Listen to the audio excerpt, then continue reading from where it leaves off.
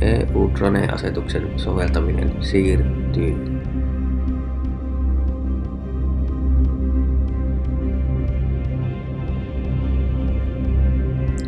COVID-19-pandemian hillitsemiseksi käyttöön otetut toimenpiteet heikentävät vakavasti jäsenvaltioiden ja ilmailualan kykyä valmistautua useiden hiljattain hyväksyttyjen lentoturvallisuutta koskevien täytäntöönpanoasetusten soveltamiseen.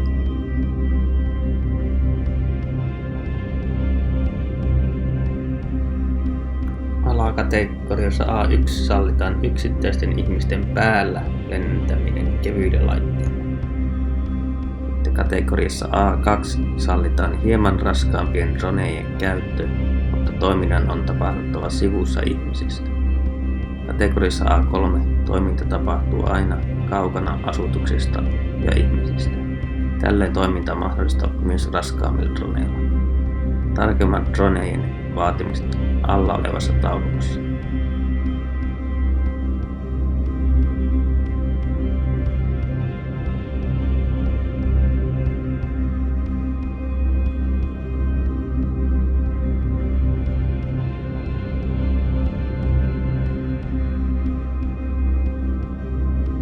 Siirtymäaika alkaa 1.1.2021 ja loppuu 31. joulukuuta 2022. Ja nämä koskee laitteita, jotka eivät ole CE-merkittyjä. Nythän ei ole CE-merkintää vielä tällä hetkellä mikään. Ennokki ei ole CE-merkitty mukaan. Eli alle 250 gramman painoista dronea saa käyttää avoin A1-kategorian ehtojen mukaisesti myös siirtymäaikojen jälkeen. Tulee tutustua käyttöohjeeseen, mutta verkkotentin suorittaminen ei ole välttämätöntä, vaikkakin suositeltu. Alle 500 gramman painoista dronea saa käyttää avoin A1-kategorian ehtojen mukaisesti 1.1.2023 asti. Kauko-ohjaajan tulee tutustua laitteen käyttöohjeeseen, mutta verkkotentin suorittaminen ei ole välttämätöntä, vaikkakin suositeltavaa. Alle 2 kg painoista dronea saa käyttää vähintään 50 metrin vaakasuoralla etäisyydellä ihmisistä, kun on suorittanut verkkotentin lisäksi myös valvotun lisäteoriakokeen. Alle 25 kilosta dronea saa käyttää avoin A3-kategorian ehtojen mukaisesti myös siirtymäaikojen jälkeen. Kauko-ohjaajan tulee suorittaa verkkotentti. Ja tätä verkkotenttiä ei ole vielä saatavilla, mutta pitäisi olla silloin, kun siirtymäaika alkaa.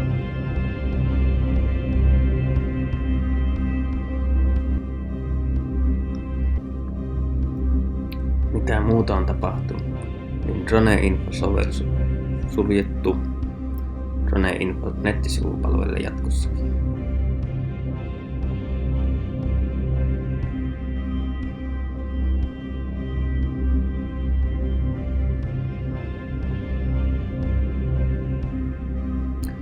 Traficom on päättänyt sulkea DroneInfo-sovelluksen 16.4.2020.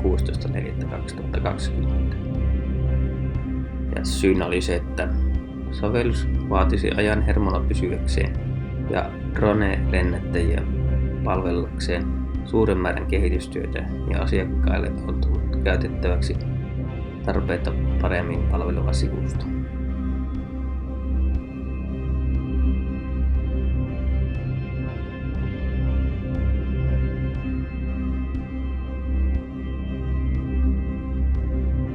Suuri ongelma oli tämä, että sovelluksen yksi puute on ollut väliaikaisten ilmatilan rajoitusten puuttuminen. Ilmailutiedotuksen palvelusta tiedon saati väliaikaisista rajoituksista voi olla hankalaa henkilöille, joilla ei ole ilmailun tiedotusjärjestelmien tuntemusta. Tilapäisistä rajoituksista on pyritty tiedottamaan www.droneinfo.fi-sivuilla, mutta tiedotus ei ole ollut aina täydellistä.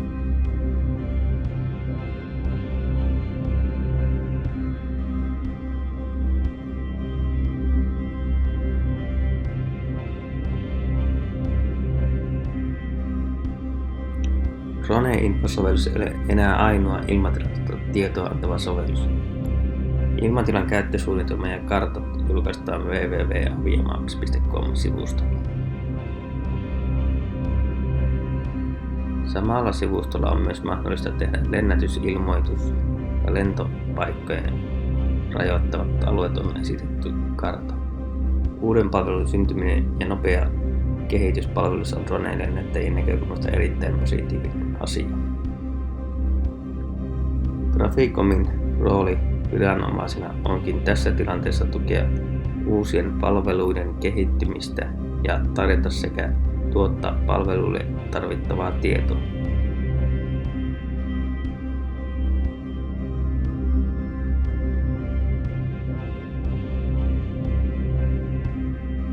Drone-infosovellus tehtiin aikanaan nopeaksi avuksi hetkeen, jolloin muita palveluita ei ollut saatavilla.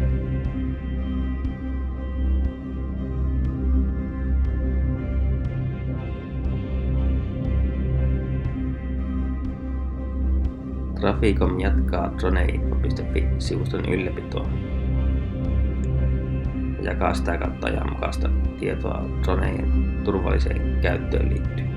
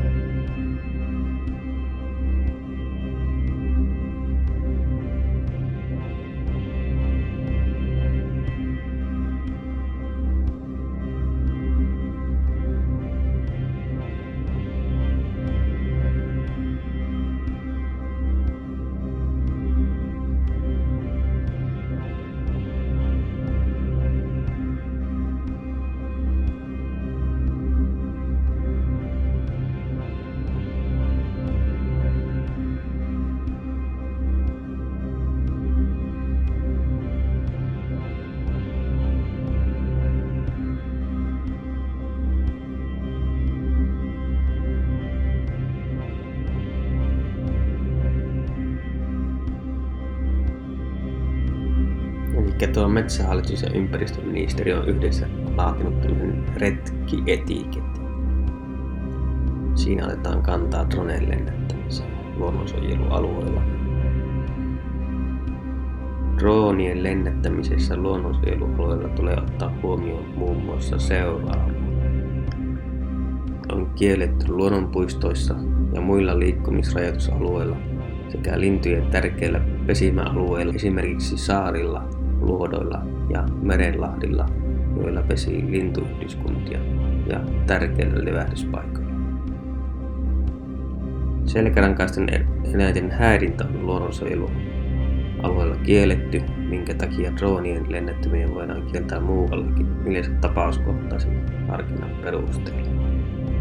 Okei, eli verrataan suoraan häirintään droneen lennättämistä. Kansallispuistot ja monet muutkin luonnonsuojelualueet ovat myös tärkeitä ihmisten virkistymiskohteita, joita haetaan muun muassa luonnonrauhaa. Tällaisilla alueilla droonien lennättäminen ei ole yleensä suotavaa ja se voidaan kävijöille aiheutuvan häiriön takia kieltää. Jos droonia käytetään kuvauksessa tai ammattimaiseen toimintaan, sitä koskee muitakin kuin edellä mainittuja rajoituksia. Tässä on ristiriita, koska droneja käytetään kuitenkin pesän tarkastuksissa ja ei kuulemma häiritse.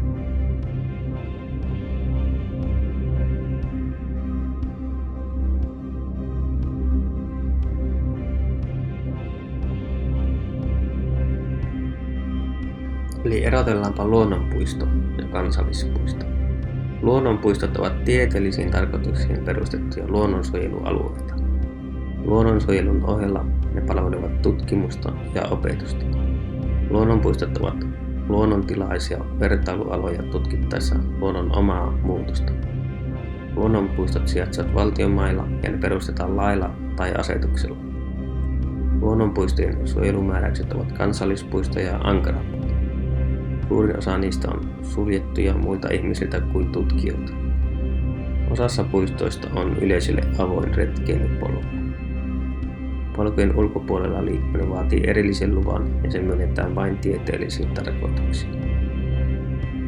Suomen luonnonpuistoja hoitaa Metsähallitus.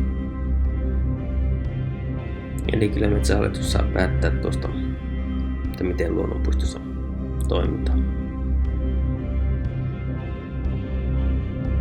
Eli kansallispuisto on luonnonsuojelualue, jonka ensisijainen tarkoitus on turvata luonnon monimuotoisuutta, mutta niihin sisältyy usein kansallismaisemia, luonnonnähtävyyksiä ja virkistyspalveluja.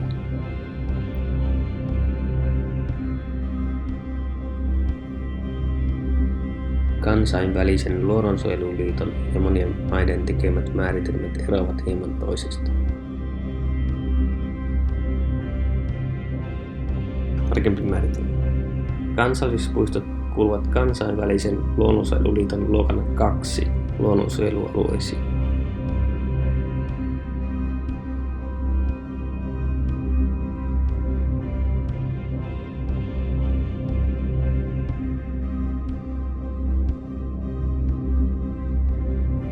Siihen kuuluvat alueet ovat luonnontilaisia tai lähes luonnontilaisia, ja niiden tarkoituksena on ekologisten prosessien, lajien ja ekosysteemien suojelu.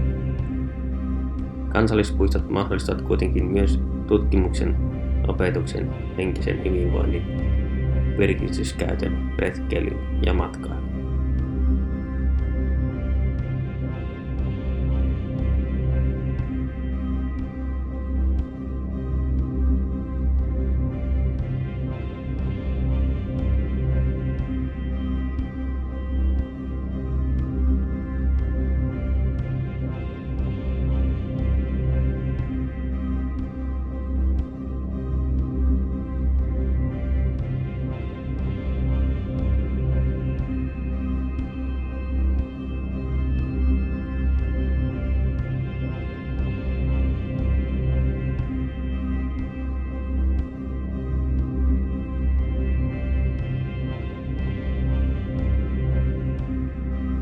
Se tässä nyt on epäselvää, että jos luonnonpuistossa droneen lentäminen on kielletty, niin Avia Maps ei kuitenkaan näytä luonnonpuistoja kieltoalueena. Tällä Avia Mapsilla näkyy vain pelkkää valkoista tässä. Esimerkki luonnonpuiston kohdana. Olvassuon luonnonpuisto tuossa Pudasjärven lähellä. Avia Maps näyttää, että lentäminen täysin sallittua. Laitetaan Avia Mapsin ylläpitäjälle ja kehittäjälle sähköpostia ja katsotaan, että mitä hän vastaa. Lukaisen vastauksen myöhemmin sitten.